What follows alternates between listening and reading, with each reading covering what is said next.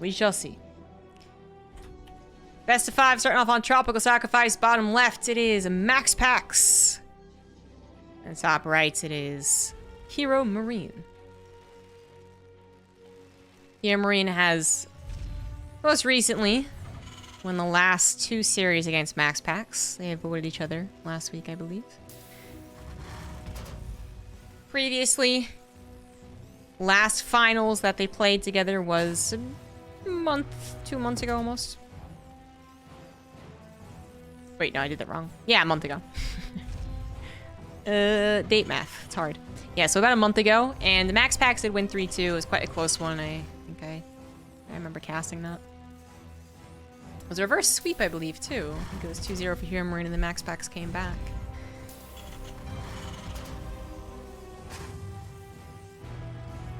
I would say that HeRoMaRinE isn't going to fall for the same tricks as Clem did in the last best of 3 that we saw, but that's not really the case.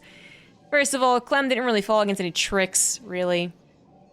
I think he had a pretty good expectation when he faced MaxPax nowadays. You kind of know what you're getting yourself into. It's just the execution still is paramount.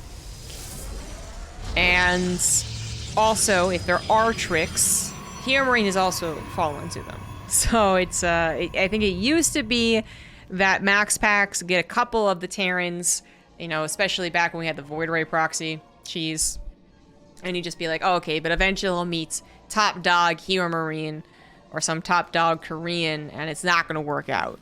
That's not really been the case. MaxPax has evolved. He doesn't just punch up occasionally or punch up against certain players. He is up. He's punching at a level field, and maybe technically a couple times up, just considering his place in the top players of StarCraft right now. It's not like he's #1, right?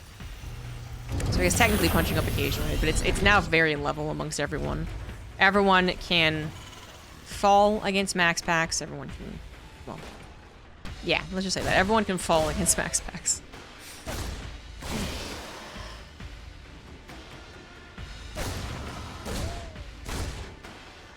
HeRoMaRinE, the factory expands, not a big surprise. But MaxPax going for the Stargate opener. Seems that it's now confirmed just something he prefers on Tropical Sacrifice.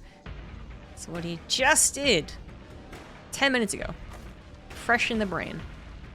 So that was an Oracle into Phoenix Charge, into a attempted 4th base before an SCV pull stopped him short, but he defended it, and now we have him in the finals.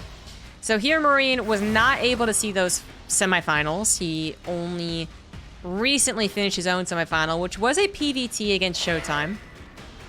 So he's clearly warmed up for the matchup and doing well. But MaxPax and Showtime are very different players. So I don't really put a lot of stock in that.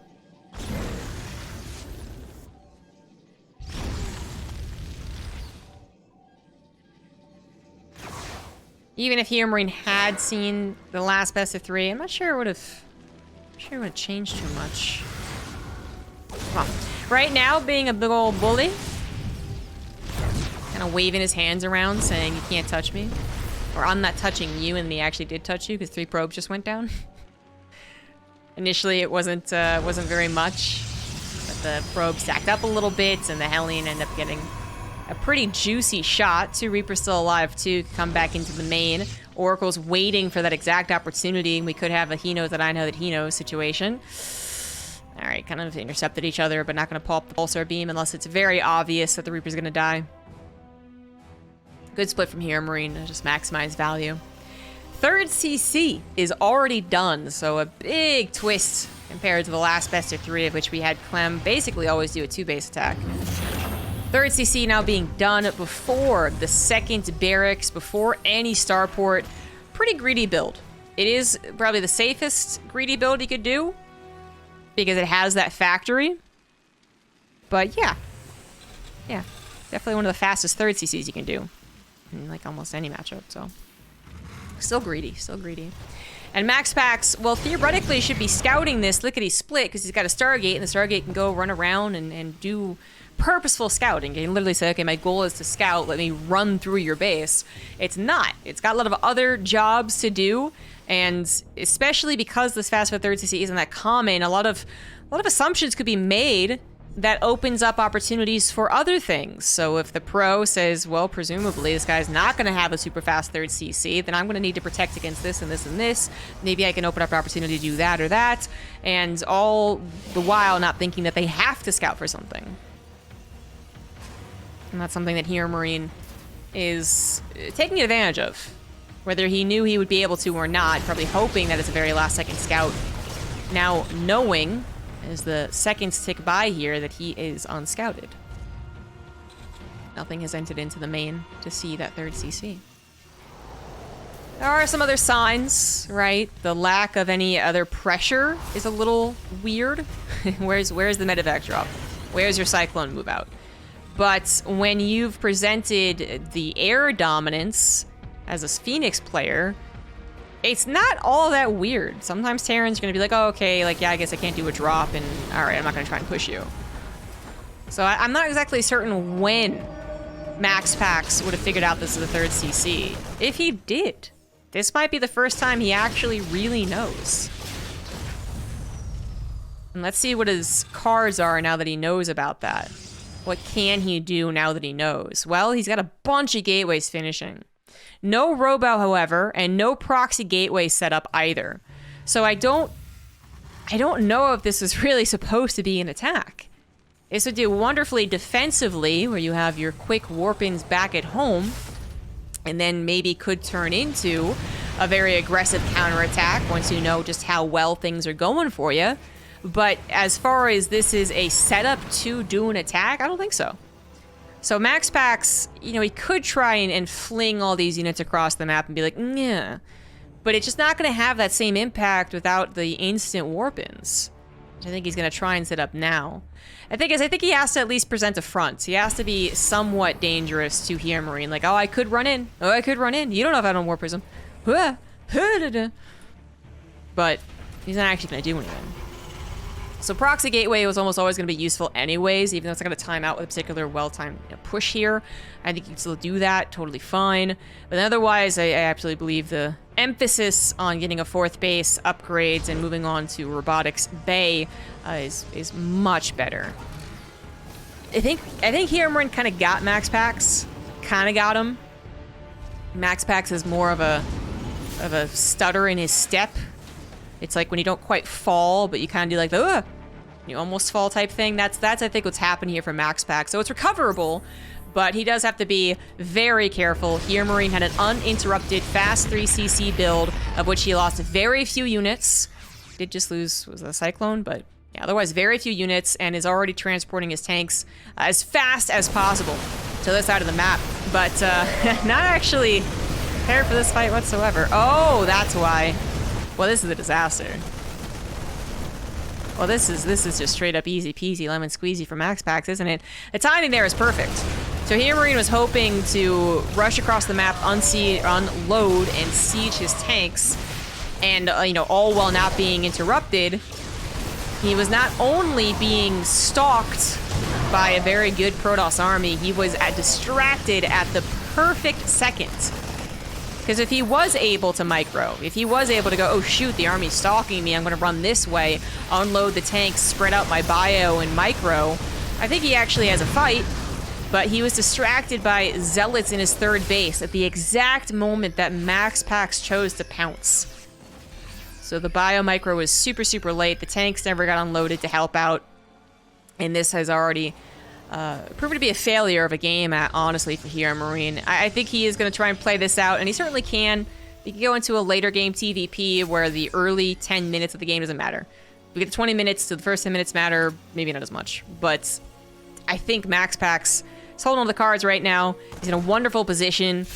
A lot of things could have gone wrong in that moment. That was a pretty pivotal fight. Pivotal pounce for Protoss players. I can't do any more alliteration.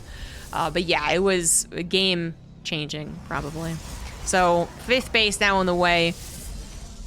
Blink now on the way is kind of funny to see, but of course you went Phoenix Charge.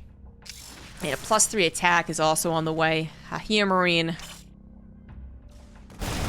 Goes from having an uninterrupted game where he gets to put all his ducks in a row and have a really good punch to now just not being able to do anything, which is very different. I was like, yeah, okay, he's not being interrupted anymore since he managed to barely defend, but it's not a good situation this time.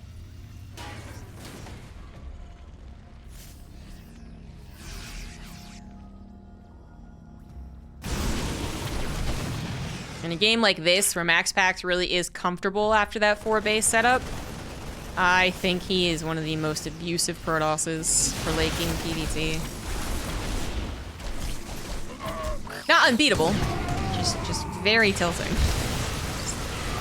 Even if HeRoMaRinE does win this out, I don't know. Probably still be annoyed by it.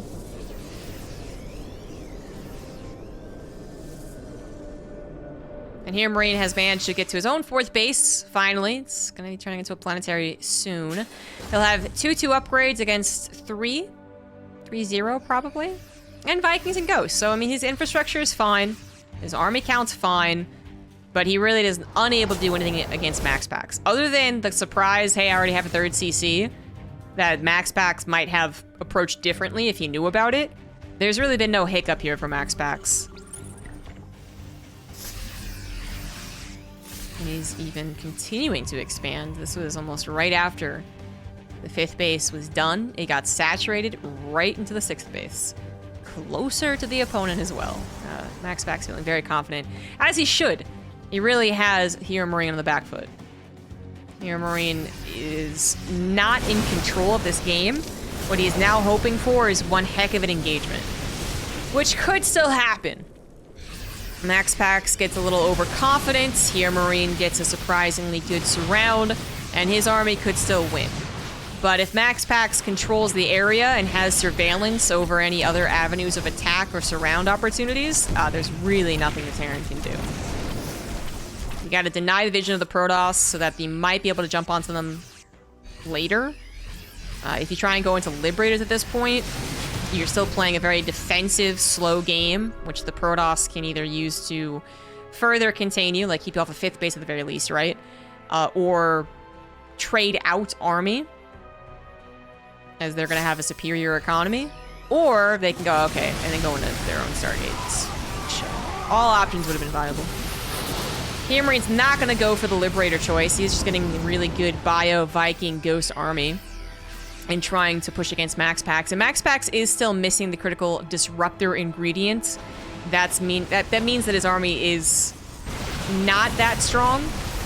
The upgrade's still in favor of the Bio. Oh, the disruptor shot actually went a little long. Could have been in the heart of the Terran army. It still was good enough. But yeah, without the disruptors, this army, you know, without a choke, a couple of force fields or disruptors, this army, it does fall surprisingly quickly sometimes. It gets EMP'd. Nothing to kill the Vikings, so the Colossus don't even get to engage, which is actually happening right here, right now. And then, you know, the Protoss wonders what they did wrong. Well, the engagements can still go wrong. Disruptors are really there to not just add a little bit more damage if the disruptors actually hit, but to go ahead and, again, control space and control any retreat that you might have to do, so you come back again with your superior economy over and over and over again, and the Terran is still the one inevitably on the back foot. It's just that they're deceptively swinging. You know, it's like watching someone in a fight and they're actually almost about to fall over, but they're flailing their arms around while they do it. As gracefully as possible, of course, because HeRoMaRiNE's a very good player, but nonetheless. The disruptor count really is still not that high, so I think this is HeRoMaRiNE's chance to go ahead and draw the line in the sand for now. 5th base coming up as a planetary will be a heavy anchor to this site. But MaxPax still has a couple of tricks up his sleeve. More disruptors, primarily, yes, but then also Zealot run-bys and DT run-bys as well. Were a bit inevitable. Looks like a couple of Ghosts were nicely placed on the 3rd base to try and help out. And actually, we'll take things down. 3-3's also been done for the Bio, as that now gives a 2-ish upgrade. I don't even know. Kind of an upgrade lead? 2-ish upgrade lead for HeRoMaRiNE. But it looks like just the sheer amount of reinforcements coming in instantly as well is going to win this particular back and forth. Planetary will hold for now. But that's always going to be a problem for HeRoMaRiNE, unless he takes one hell of an engagement very, very quickly. It's going the reinforcements coming in with 14, soon to be 16 gateways.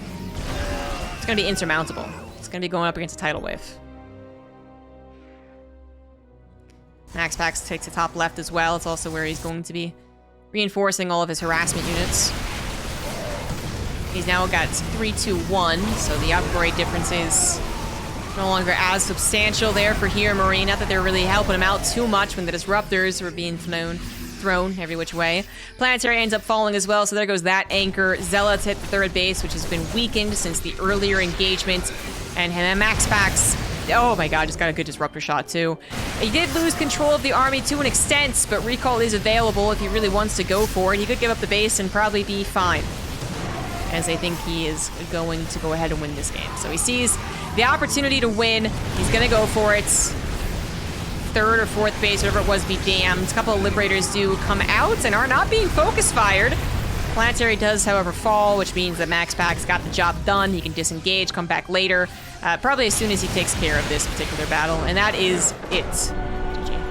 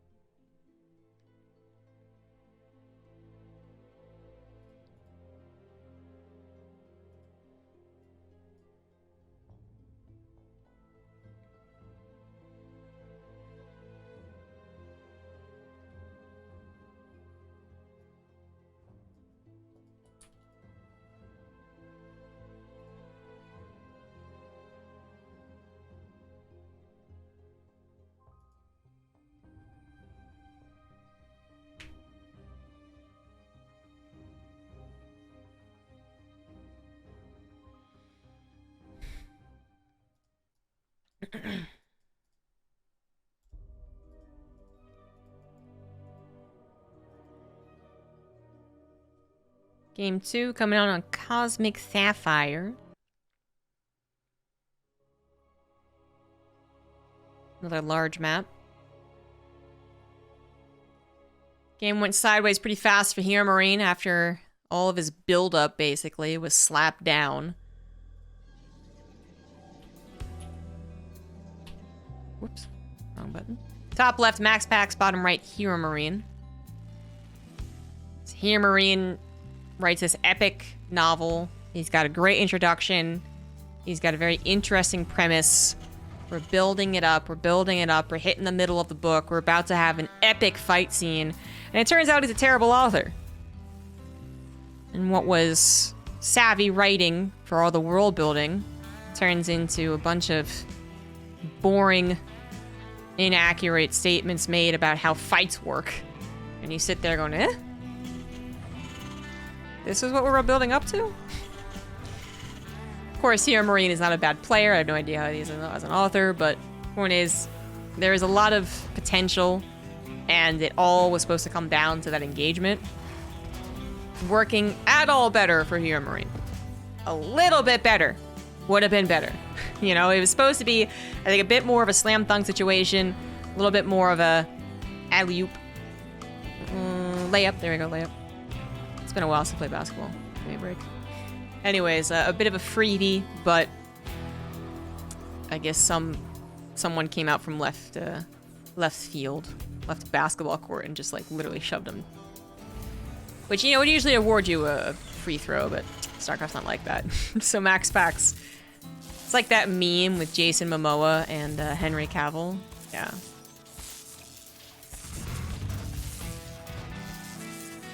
HeRoMaRinE's attack was supposed to be a little threatening, at all threatening. Please, sir, can you be afraid of me? And MaxPax turned on him. You know what it was like?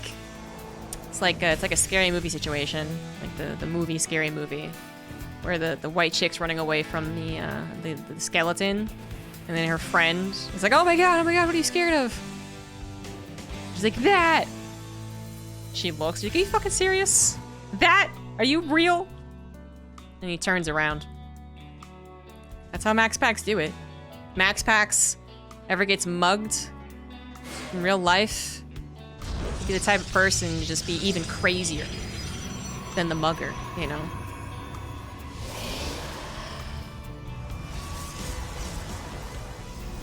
Rest of the game, not super worth finding analogies or jokes for, honestly, because it was so dictated by that huge change of pace with the lost battle after the 3rd CC. Again, lots of things could have happened. MaxPax could have misplayed that. Is basically what would have had to have happened. I actually think it was all about the Protoss misplaying it rather than the Terran playing correctly finally and somehow winning because of that. No, MaxPax would have had to have thrown a little bit by misplaying his hand on the control front, right? Being too overconfident on the control, not utilizing the space enough, not having enough scouting to know where the Terran army's coming in from. That type of thing had to be done to actually give HeRoMaRinE an opportunity, which almost happened once or twice, but not enough. We have a little cheeky 4-Marine hit squad, which seems to be more and more popular. Not detected by any of the scouting forward units, so it does successfully get into the mineral line, kill 4 probes. I should say is pretty much what you want. Mineral-wise, that's an even trade, but overall impact-wise, it is better for the Terran to do that.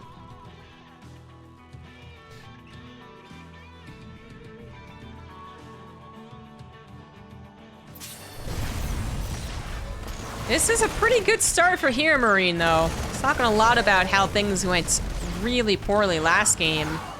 The universe heard me. And I was like, oh, you're right. HeRoMaRinE needs a break. HeRoMaRinE gets 4 probes killed with 4-Marine hit squad. So Oracle runs right into the Cyclone lock-on. Thank you very much. And the Adepts thought that they would be able to do something there, so they just shaded in and were like, oh, okay, we're in the wrong part of town. So everything went wrong for MaxPax. That could go wrong in the very beginning of the game. Which, you know, sometimes doesn't matter. Sometimes it ends up being a morale booster for the guy who got all the benefit. But this case, oh, it's very important. The medevac allowing the engagement to actually get across the map, lickety split, is the big difference here. If this was just the 2 Cyclones and Marines, but they're walking, rolling their way across, that extra 15 seconds, whatever it is, I think would have been enough for MaxPax to be fine. His production would have kicked in.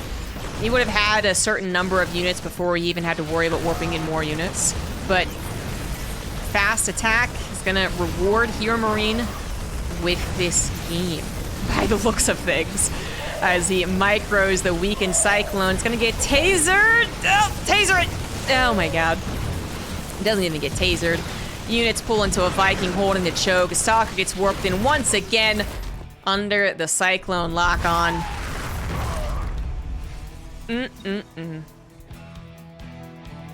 18 probes fall to that. 18 probes.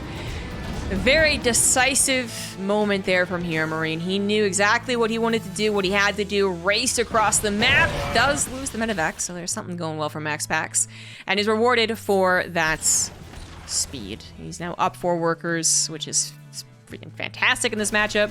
Another Viking land is going to at least cause some delayed mining time, and HeRoMaRinE just needs to make sure that there's no potential for a counterattack, which, knowing it as a third Nexus, down, it means that there's really not. You know, even if they do have 3 gateways, they're not going to be having that many Stalkers, as you have seen, just with their units. You know, there's not too much there. And even if they were building up something, they'd still have to walk across the map, actually get a Warp Prism chroned out, if they even have a Robo, which in this case MaxPax does not. So HeRoMaRinE, total control over this game, no fear. Maybe you do siege the tank just in cases, but really no fear. Getting into Stim, Combat Shields, Bio, 3rd CC, halfway done. MaxPax is oftentimes surprisingly strong in these situations. He does have a little bit of a Super Saiyan effect. He gets pushed down, and the defeat actually makes him stronger. He starts to play the rest of the game kind of perfectly, if you can say that about a StarCraft game.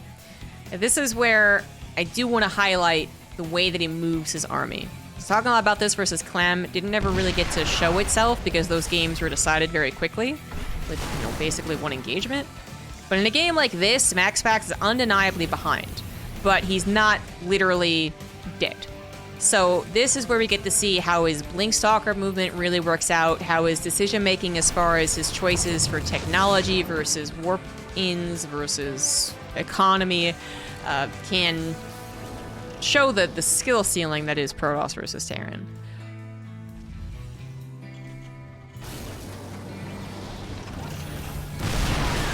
Stalkers are going to try and buy as much time as possible for the third CC to not be landed, but it's not going to be a lot of time bought. MaxPax's decision here seems to be going for an all-out attack. Gateway's coming down in proxy, so not going to have to afford a robo, but then also gets a robo? I would not have been surprised if he totally omitted the robo, to be honest. I know it sounds weird. Who would do that? Who doesn't want a warp prism? Who doesn't want additional technology? Who doesn't want an observer when there's almost inevitably going to be cloaked mines? But we have seen it from the likes of Zest. Ooh, that was a very dangerous point forward. But nope, it's going to get both. Was hoping to get a little bit more of a surprise, I guess, going on. Maybe hoping that HeRoMaRinE wasn't ready to push out quite yet. Didn't really work out that way. Saves the majority of his Stalkers after that bold blink forward. And some Zealots do make their way into the natural. But HeRoMaRinE is looking to win this game. He's looking to finally just get it done. He knows he's got the lead. As long as he doesn't mess up, he should have this. And MaxPax was not able to play around at all. So there was no highlighting of how he moved his units or his decision making because it was too abrupt. He was too far behind. And the idea he had to try and at least throw a wrench into things couldn't even show itself. The aggression that he was about to present was immediately slapped down. Thank you, Badgerman72 for the Prime sub. Because if that's HeRoMaRinE kind of going, there's a bunch of Stalkers and Zealots hit him here just as he unsieged that tank, then MaxPax goes, aha, gotcha, and then runs away.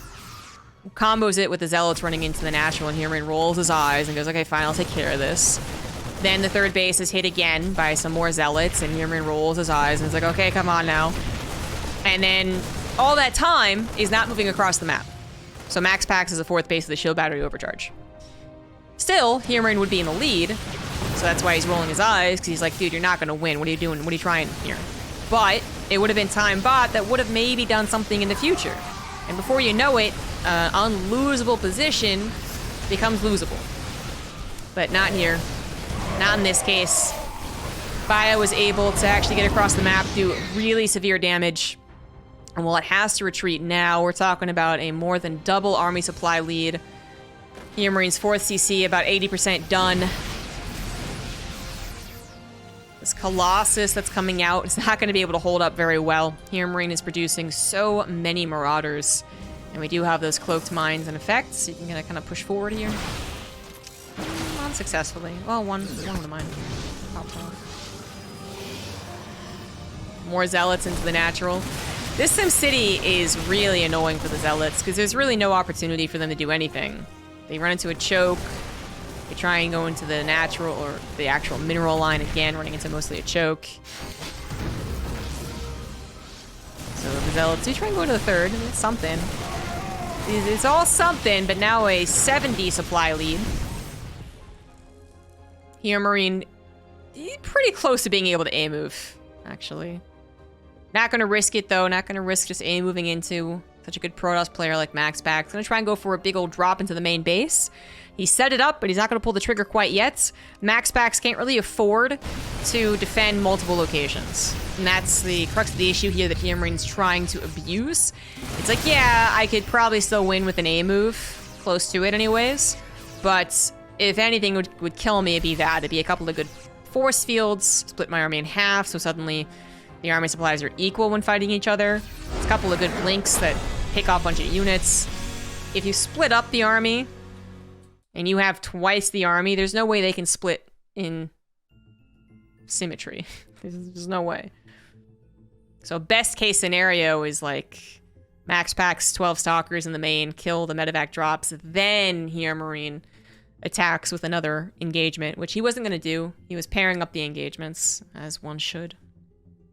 I really like to highlight this because I know there's a lot of Terrans out there who lose in situations like that, because they are so terrified of Protoss that even though they have a 60 army supply lead, they call back to far too many games where they tried to aim move and were storm disrupted Colossus.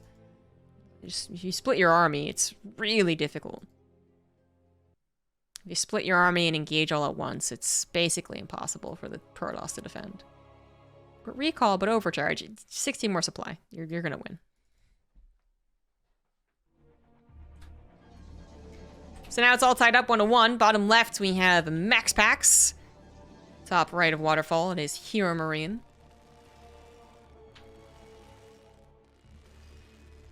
HeRoMaRinE winning that game with the first 4 Marines. That's what we learned.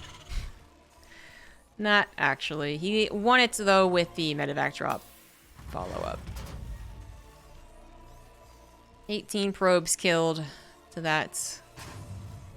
Kind of, you know, it's a dedicated amount of harassment units. Definitely had to do something, but that much is more than you would usually hope for.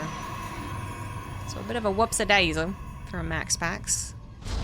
To let those Marines kill the probes, then to let the army get in position without an appropriate number of units himself. Can be just the difference of warping in over there versus warping in over here can make or break that type of loss anyways. Again, maybe he loses 8 probes, but not 18. It is Waterfall, so it's a short map. If you were going to expect damage like that, it would be on a map like this. Like, oh, okay, literally got to cross the map twice as fast versus this other map. Well, that makes sense. And it was Cosmic Sapphire that happened on. So what do we expect for Waterfall? Right now, HeRoMaRinE is presenting a factory expand.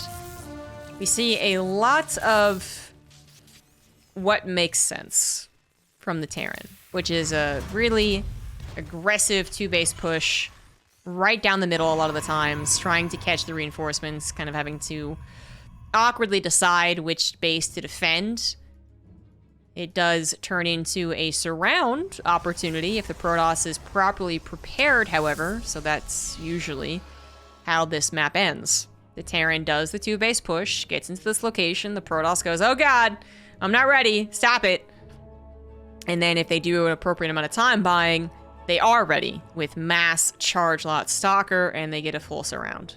This is how Waterfall has been going of the past dozen PvTs that I've watched.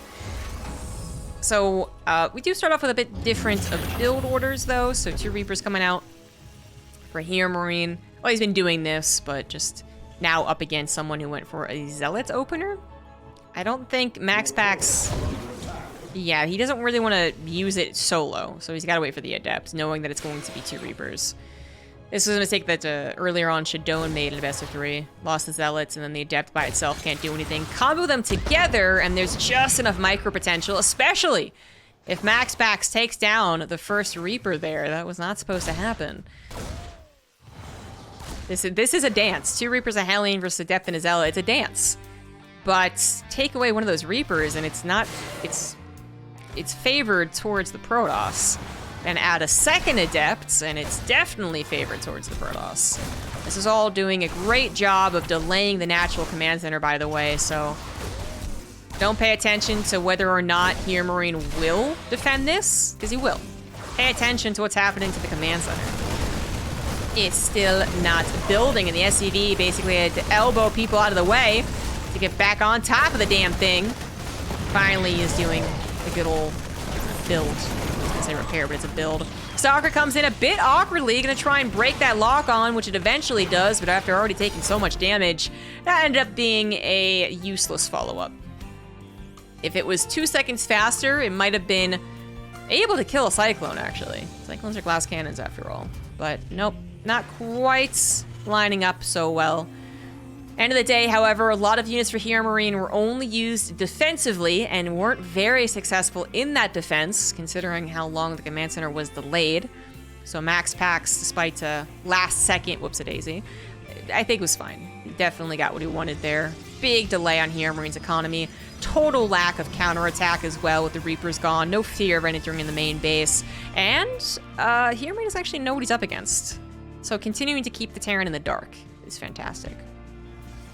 It is going to be a 3-gate? I always love when I'm trying to count the amount of gateways and they're in the midst of transforming, so I look like an idiot. Yes, it is officially a 3-gate, which I think is just really beautiful to have in this position. It's going to give you enough in case this ends up being kind of a surprising amount of counterattack capability from the Terran. It's going to give you enough to actually go for the offensive and continue to control the game, but you already have given yourself a lead, and it all fits a third nexus in when you do so. Sometimes it can maybe be a bit middle of the road, it can have its weaknesses, but here I think it's quite a good idea. And behind this, MaxPax, yeah, I saw him get 2 extra gases. So I was like, oh, he's going up to 4 gases. Then he started charge for 1 second. Perhaps out of habit. Oh, okay. He wants to get his Temple Archives first and foremost, which makes sense. So, I mean, still out of habit, but yeah, he definitely wants to go into something higher technology than just Stalker charge with that much gas, and it was going to be the Storm. Which, again, I think is great. I pointed out some of the flaws of the follow-up here when he was facing Clem on Moondance, but that was a very, very different game. And he won that anyway, so, you know, whatever. But in this game, there's no safe place for HeRoMaRiNe. That's what it kind of feels like. Defensively, 2 base defensively, he's fine, just because that's the way it is in StarCraft. But trying to get a 3rd base on this map against someone who is eventually going to have charge and storm, very difficult to do. Trying to push into someone who might have charge and storm, very difficult to do. But this push might be hitting that very appropriate time. It's going to be long before storm is done, obviously, so we're talking about maybe a couple of Archons. It's also hitting before charge is done. So yet again, despite some differences in the early game, we have the scenario. I painted a picture for you. I hope you like it, because apparently it was very realistic. Where the Terran does a 2-base push in the middle, divides, hopefully conquers, sometimes just gets surrounded. So if this was a more bio-focused push, I think it's a very different story, but only 2 barracks, heavy emphasis on tank production, and a Liberator to add on more of that siege capabilities. Absolutely brutal on such a short map. MaxPax might regret adding actually any amount of additional probes. Well, he didn't even go that high, honestly. It sucks to try and buy time against this. He tried with the Stalkers, but just didn't really work out. Hello? Oh, he lost the high ground. Wait, what? Okay, I don't know what happened there, but I can tell you what's happening overall, and overall, MaxPax is losing. The Immortal was being shot at by the Liberator, but maybe HeRoMaRiNe changed the Liberator's target fire? Because I was like, oh, the Immortal's gonna go down, it's not gonna help against the tank, but the Immortal lived? And I was like, where's it shooting? But it didn't matter. Didn't matter.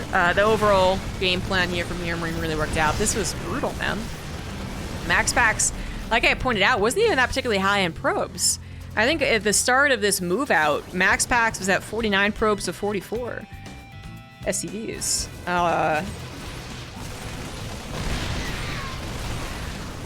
So I don't know how he's supposed to hold this better. I guess the Stalkers could have done a little bit better job of buying time. But now, it's a little bit awkward. Also, the Stalkers on the right side got caught up so much in what was ultimately a very few number of units. That probably played a huge part too. Because this attack from the left through a choke, through your own choke, it was going to hurt no matter what. But there was no surround actually in play there for MaxPax, where maybe there could have been. There was like a bunker and a tank here, I think there was, and the tanks just, the Stalkers don't kill that particularly quickly. So if those didn't exist, and it was more of a collapse, Stalkers in here, Immortal up there, Archons down here, yeah, maybe it would have been enough. But now MaxPax is going for a pretty desperate counterattack. HeRoMaRiNe's totally fine to defend 2 bases like I just discussed. Pretty much good to go in StarCraft on 2 bases. Trying to force it through, though. And maybe some of the friendly fire of the tank would have helped out. Didn't really. GG. You had to try.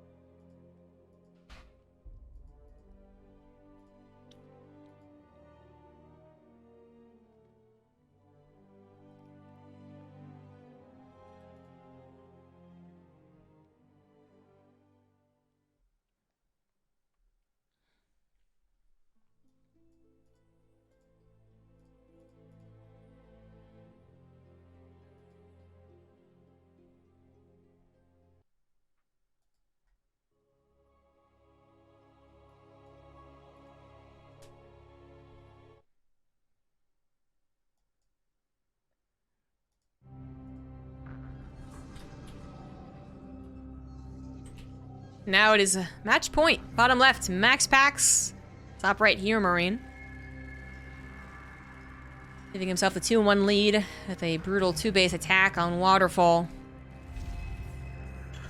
Inside and Out doesn't have that same very clear-cut dynamic.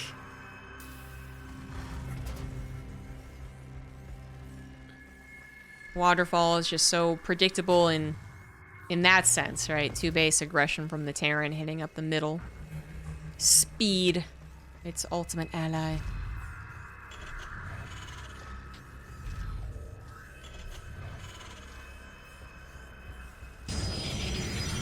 The Inside and Out, not as likely for an attack like that to work out. Not just because it's a slightly longer map, but because there's a ramp here. It's pretty brutal.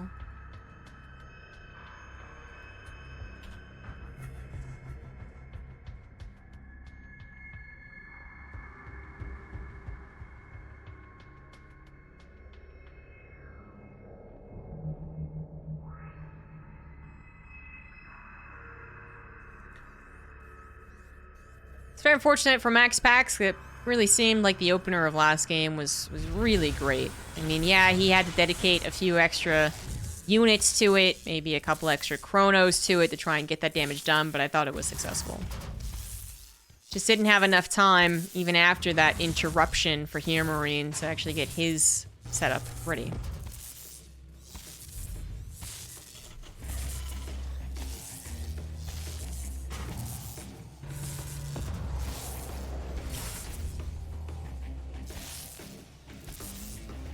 I have to rewind and watch the replay again to see what MaxPax's corners he had to cut even further to actually defend that.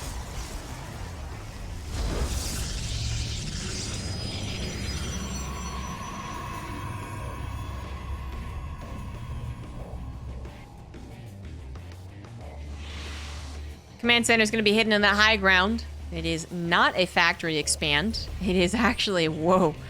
This is a new build order. This is the greediest build order I think I've ever seen. No, it's slightly less greedy than a 1 Rax, 1 Marine, 3 CC. That has happened in StarCraft 2's history. 2 Reapers, a little bit safer. Also provide more of a front. So this looks like it's a factory expand like HeRoMaRinE's been doing the past couple of games. Eventually, the lack of Hellion might make MaxPax wonder what exactly is going on.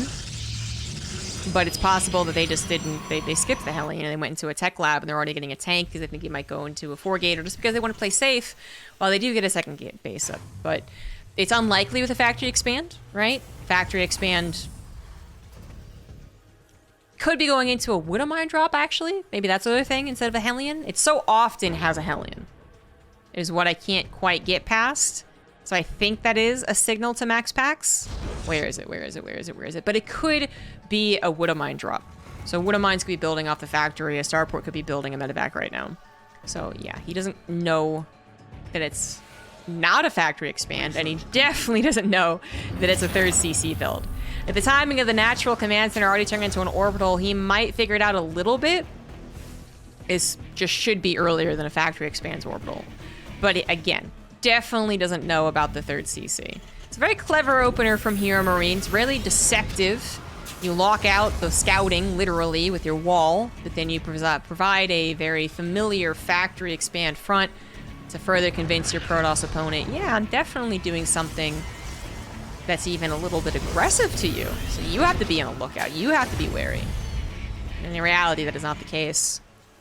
Now, even if that was the case, a Protoss player doesn't have to be so scared of a factory expand that they don't do a 3-gate or a 4-gate, right? That's not how that works. So this is the game that HeRoMaRinE is playing right now. This is the scariest thing about the game that HeRoMaRinE is playing. He's got an ultra greedy opener that does not include a particularly fast factory. The amount of barracks units he has also still isn't that impressive. So with a 3 Rax, for instance, you can eventually get enough units that it beats back a 4-gate Stalker push. But even then, the first wave of Stalkers is a little sketch. This is 2 Rax a bit delayed. It's not a 4-gate, it's a 3-gate, But I'm like trying to like add in like and subtract and addition and subtract, and I think MaxPax can do a decent amount of damage with this. The lack of tank to anchor to provide that space, tell the stalkers, no, you can't do that, is still a bit concerning. MaxPax missed microing, however, already losing one stalker and almost lost the second one. He can always pick up 4 stalkers and start chipping away at the SCVs, which I think is what he's got to do here. Not able to dig into the natural SCV line as much as I think he was hoping for. Trying to now dig into the bio count. Can work to a degree, but once that stim is popped, you gotta skedaddle. And at least he does that pretty well. Losing 3 stalkers overall is not too bad. Well, usually wouldn't be that bad, but in this case, it is kind of bad. He's also lost a substantial amount of time where he could be microing the warp prism and killing even more SCVs that had to return home entirely. So I feel like there's maybe more opportunity to kill, let's say, instead of 0 SCVs, he could have killed 6, then 2, then 2, then 4, then 2. It's still at 0.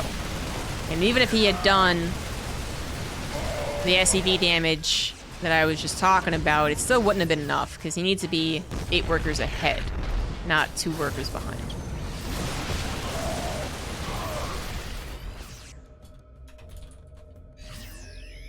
So MaxPax is in a ton of trouble. He really was unable to get much from that 3-gate opener. Despite finding the bio ball relatively small, despite finding the natural not actually guarded, the bio had to run over, right? There wasn't actually an opportunity. And MaxPax is a lot of trouble. A lot of trouble. Look at that huge spike in economy. Now going to be relying on some well-placed storms, which he's pretty good with. No doubt about that. But this is a very, very far behind position. So, well, the game versus Clem where storms really had to pop off, and they did great, was one where MaxPax was behind. He was a little behind. This is way behind. You're a clever build order from HeRoMaRinE. MaxPax is going to go offensive. HeRoMaRinE looks like he saw the Templar Archives. He did. Also saw the Observer. So, oh no! No, we really want to get rid of that, actually. There you go. And MaxPax, he's trying to be aggressive just to say that he can. He actually can't. He's puffing up his feathers. He's doing some weird, like, caca shit. He's trying to scare HeRoMaRinE, and HeRoMaRinE just not intimidated. Now, he's probably just going to try and find 1 or 2 good storms to say that he did. But even those storms aren't going to kill units, I bet. They might kill a couple of Marines, but they're not going to kill the Marauders. And that's ultimately going to be the problem. The Marauders should live through a lot of this. Now, there's a decent number of Zealots. Let's see if this can work out with those storms. Tanks were not siege as well. 3 storms hitting a decent amount. But I think every storm was kind of like a half hit, so it wasn't as perfect as it could have been. And that is actually going to be a recovery. Once again, MaxPax making that particular timing look just too strong. One of the last, I think, real power spikes that MaxPax was going to have before HeRoMaRinE just had too much. And really, it was a power spike because, again, he was surprisingly able to take the engagement. If he was truly unable to take it, then he doesn't even try. HeRoMaRinE sieges his tanks and leapfrogs, and he's doomed. But because he was able to take it on a technical level, he can pounce. He can catch the Terran without Burrowed Widow Mines, without tank siege, and make it look really good. But it's a limited time offer, guys. And if this doesn't work, MaxPax could be out of the series. Bunker is available. SCVs are available to be pulled as well. And we had a last-second split, too, both on the natural and third base. And HeRoMaRinE, with the 1-1 upgrades as well, has managed to look to push through. The storms were definitely the worst part about it. They did a lot of damage. A lot of these medevacs are without any energy whatsoever, but there was nothing, towards the end anyways, there was nothing to actually get those kills. The Zealot numbers had disappeared. The Colossus wasn't on the front lines to get those final couple of shots. The Stalker number was really low, and HeRoMaRinE had that consistent production because of a very, very economical opener that he just needed to split really at all.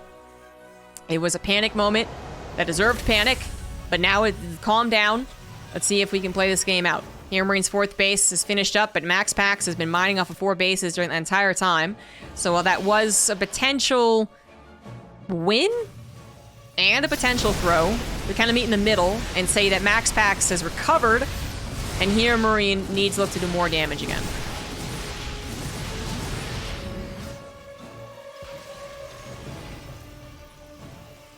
MaxPax at 93 workers. I guess he just didn't stop building workers after he took this engagement. She's like, go, go, go. Now 5th base is done as well. I really do want to emphasize, by the way, those upgrades, because I didn't initially.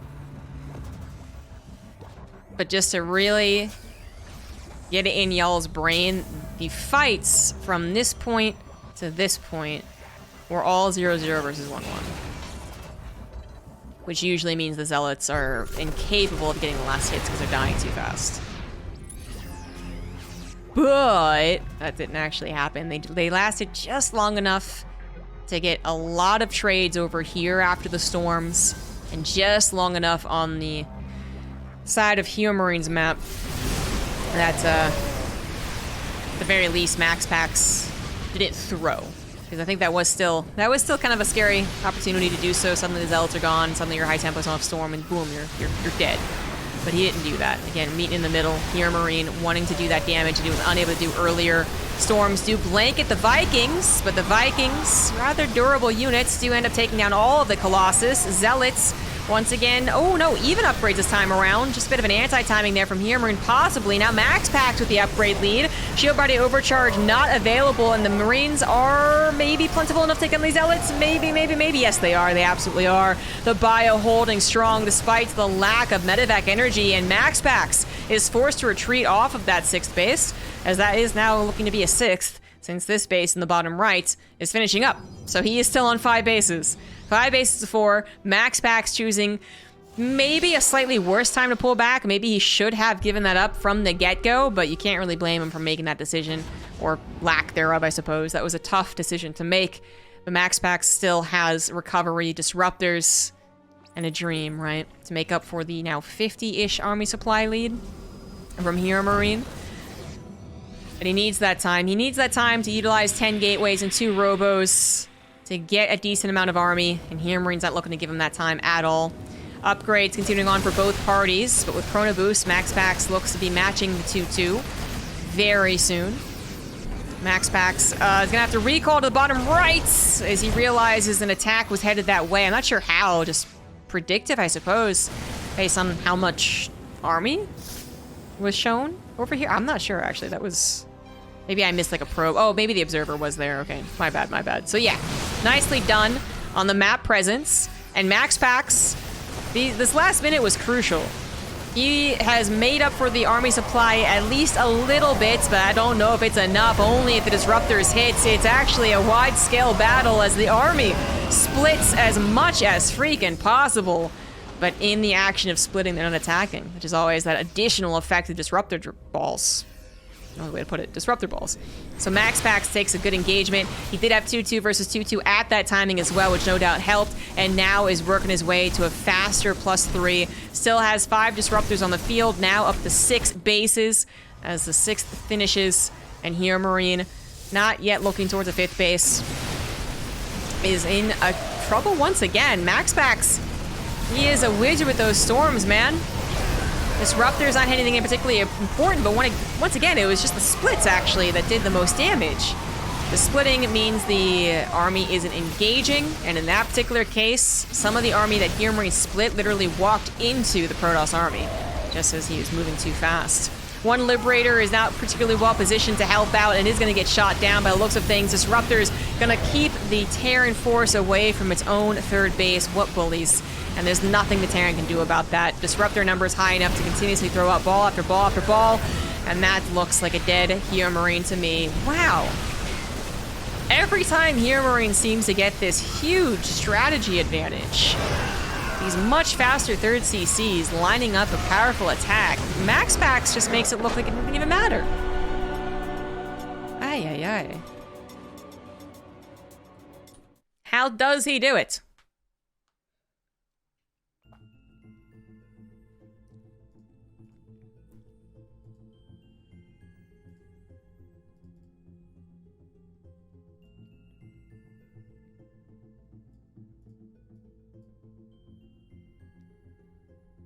How does he do it, Apollo? I know. I don't know if you guys heard that. Meow.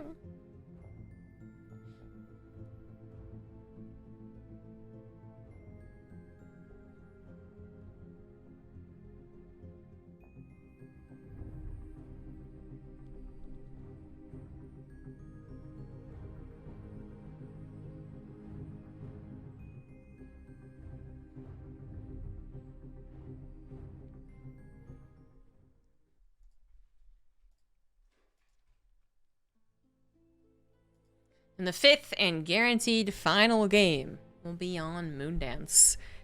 These two, once again, getting all the maps played. Last time it ended favorably for MaxPax. See if it changes here.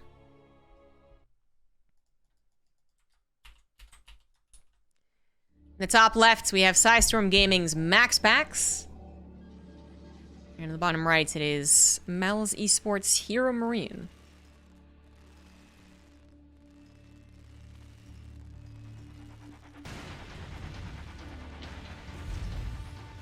I seriously don't get that last game. I do, because I saw it, I witnessed it. I saw the results. But can't have predicted that. For a Protoss player to be behind two workers for an extended period of time, it's really bad. It's really bad. HeRoMaRinE making, I guess, the same mistake that Clem did. On this map, actually, Clem played... Again, it's kind of a similar game. MaxPax wasn't as far behind, but he was a little behind.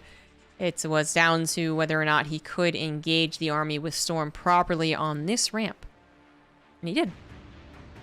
And I was like, oh, okay. I guess I saw it, and I see how it made sense. All right, then. But that was when MaxPax was a little bit behind. He was so behind last game. Down in workers against a Terran with an unsuccessful 3-gate pressure build. And then really the only thing he has is that Storm. But perhaps now with two different Terrans, and yes, two different scenarios, but still similar scenarios.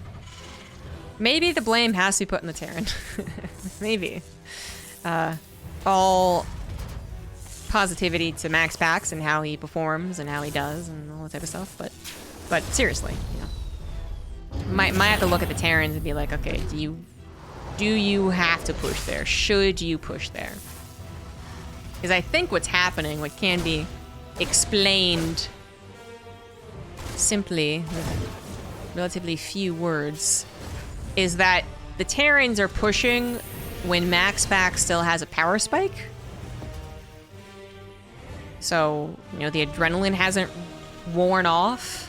You were able to get the last drop out of the bag, out of the bottle, and you're about to run out, but that's when they decide to push you. It's something worth considering, but not the actual answer. Because if you say, oh, well, Clem, HeRoMaRinE, don't push. What are you doing? Wait for ghosts. Then that is something that the Protoss can absolutely pick up on. To a degree. I mean, they always have to be scared of being attacked, because the Terran army, you know, Terrans aren't Zerg. They can both build army and workers. Can come almost at any time, but they can kind of pick up on whether or not you're planning for it, or you're just going to turn a turtle to ghosts. They can kind of pick up on how scared you are. And then they get to their full 5 base saturation, and the Terran comes into the other side of the problem, which is, oh, I waited too long. And now they have too much. So it's absolutely a delicate balance, but That seems to be the kind of main problem, is that they're still hitting when MaxPax is a bit of a power spike. And hitting without consideration of that power spike. This is the second Terran that has not been maybe siege-hopping tanks when they should have been. They were, once again, caught a little surprised by how much MaxPax was actually willing to engage. So their tanks weren't siege and their bio wasn't already microing by the time they were engaging. Now, Moondance is going to change things up a lot because we're kind of back to like a waterfall situation where I could probably paint you a pretty accurate picture. Yes, I can paint you a perfectly accurate picture. The setup right now from HeRoMaRinE is not at all surprising, but does confirm my suspicion. 3 racks in a factory, no starport. He's going to do a 2-base push down the middle of Moondance and try to actually abuse the fact that it is defensively set up. So this is the only choke that you have to defend, but it is a choke. It's a double-edged sword. So this has been a lot of Terran's go-to on this map, certainly HeRoMaRiNE's. And MaxPax should be suspicious of it, but he doesn't know it for a fact. All he's seen is a barracks and a factory. At this point as well, okay, Phoenix just got an install, a tank, Marines. It's almost 5 minutes and there hasn't been a one of mine drop. So you're pretty much figuring there's no starport. If there's no starport, then are they doing a 3-1 all-in? Well, let me think. It's Moondance and it's HeRoMaRinE, and okay, yeah, that's probably what they're doing. So MaxPax, I think, is ready. He's ready to be prepared. He's ready to see them move out. He's not going to see them move out. Uh-oh. Observer actually gets caught by the scan. So the Observer did see them move out. So he knows it's on the way. Shield batteries are already being prepared. He wants to try and maybe cut off just for a hot second with a force field. You don't get very much more than that because the tanks siege up. And then try and pump out this Colossus. This one force field's not going to be enough if the Terran army just goes to the right. Gasp. They can do that? That's illegal. And those couple extra seconds of the force field is crucial, and it's not here. So I'm a little worried. Phoenix are healthy with plenty of energy, however, and there's a lot of shield batteries. Overcharge still has yet to be pulled. There it is now. Colossus pops out, and while these Marines do have combat shields, they do not have any healing.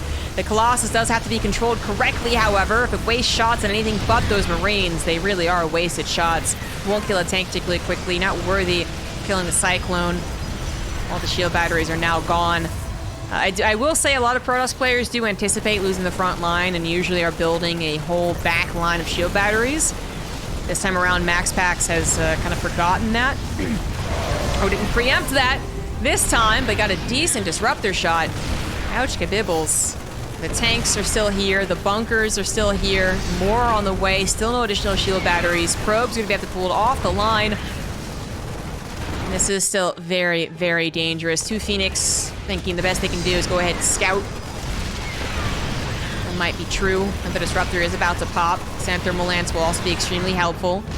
Oh, the first disruptor actually died in that trade, so not exactly worth it for the amount they got. So that is the 1 disruptor available. Now the Robo is going to be under attack.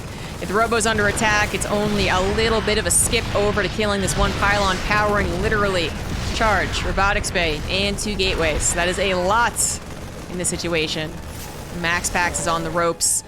Maybe trying to warp in from the high ground to the low ground to get a bit of a backstab would work out. You still want to go ahead and try and confuse the tanks as much as possible, even though the charge lots, or lack thereof, will not actually be able to jump on top of them. A very unsuccessful attempt to try and jump on top of the tanks. We'll end up taking down quite a few, actually. The Zealots did outlast a lot of those tanks, since there wasn't a whole lot of bio backing it up.